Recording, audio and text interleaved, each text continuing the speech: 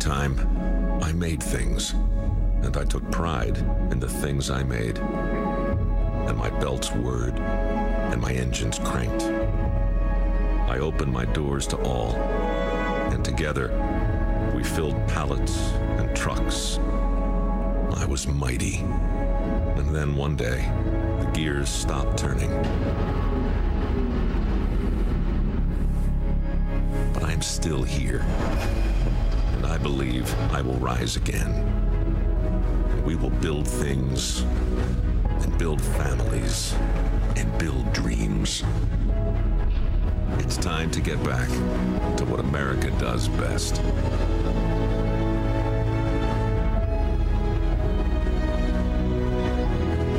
Because work is a beautiful thing.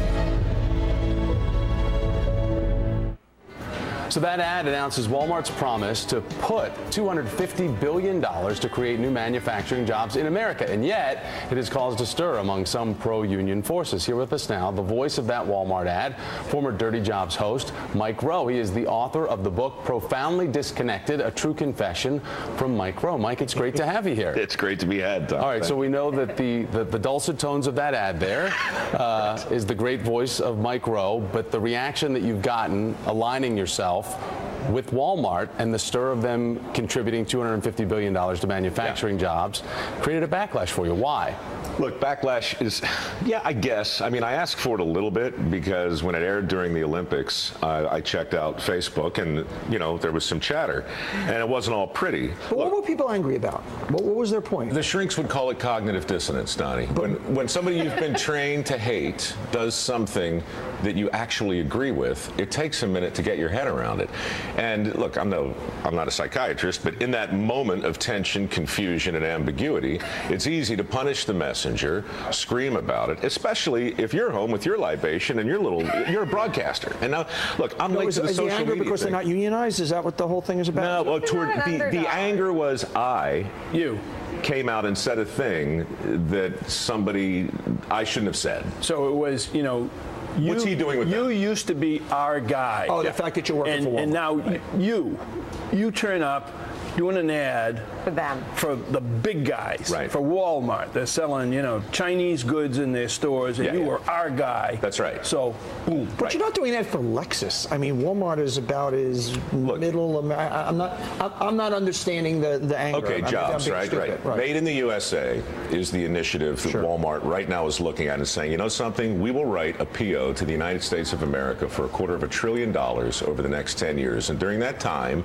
we pledge to buy goods made here because they're challenging their suppliers in a way that very few companies have done. Now, this all sounds great in a vacuum. People get upset because historically, Walmart hasn't done that. I stepped in and said, look, whatever, we can spend all our time on this segment or any other segment talking about what Walmart has done, or we can talk about the fact that, in my view, they just kind of set a really interesting bar.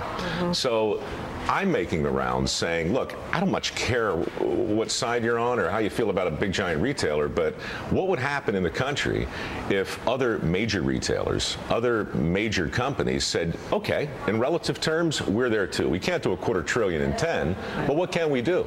Because look, I'm not an economist, but man, sounds like a lot. Wouldn't something extraordinary happen if the Fortune 500 said, okay, let's follow suit as best we can. Not challenge the consumer, not beat up on the consumer for not buying American. That's too easy.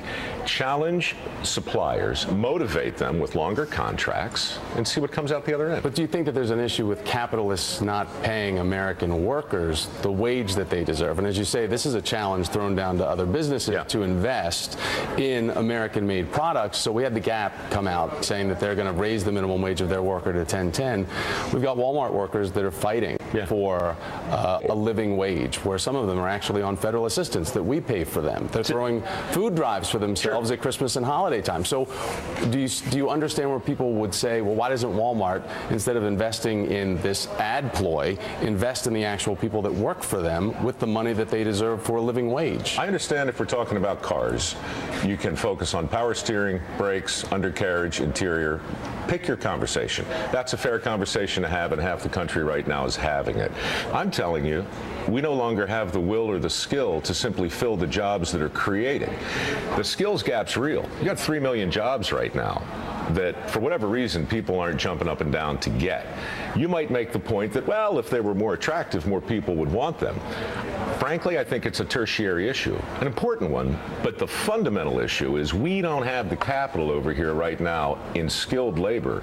There's a whole other playing field of highly skilled, well-paying jobs that nobody ever talks about to young people just embarking in the job market, plumbers, electricians, carpenters. You know, you make a terrific wage, and they seem to be just a forgotten minority in that job component. Sure. I've spent 10 years crawling through sewers, painting bridges, hanging out 300 dirty jobs, every single state.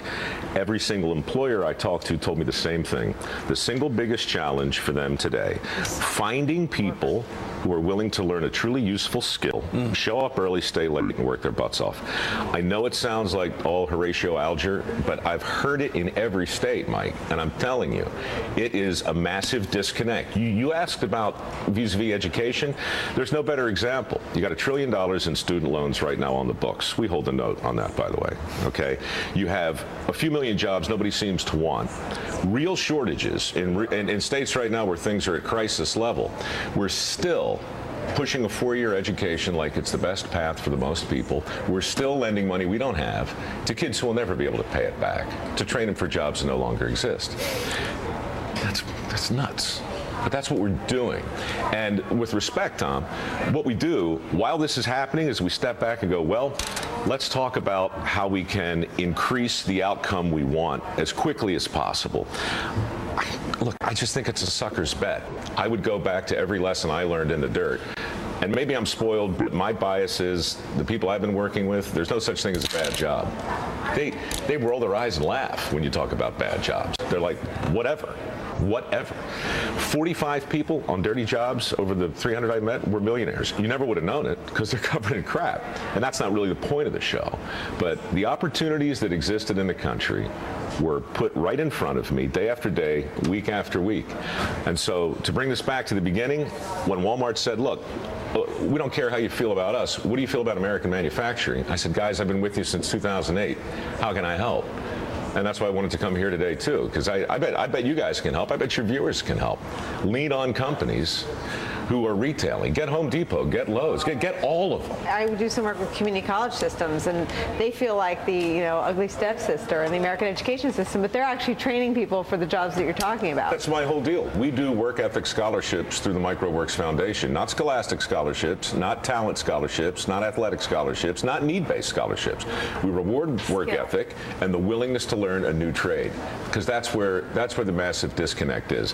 Bottom line, look, guys, we're still in a world. We're still in a country where we want to pay the absolute lowest possible price for the best possible thing. And, to your point, Tom, go to bed at night, warm in our cocoon of knowledge and happiness, knowing that every worker is being paid a living wage.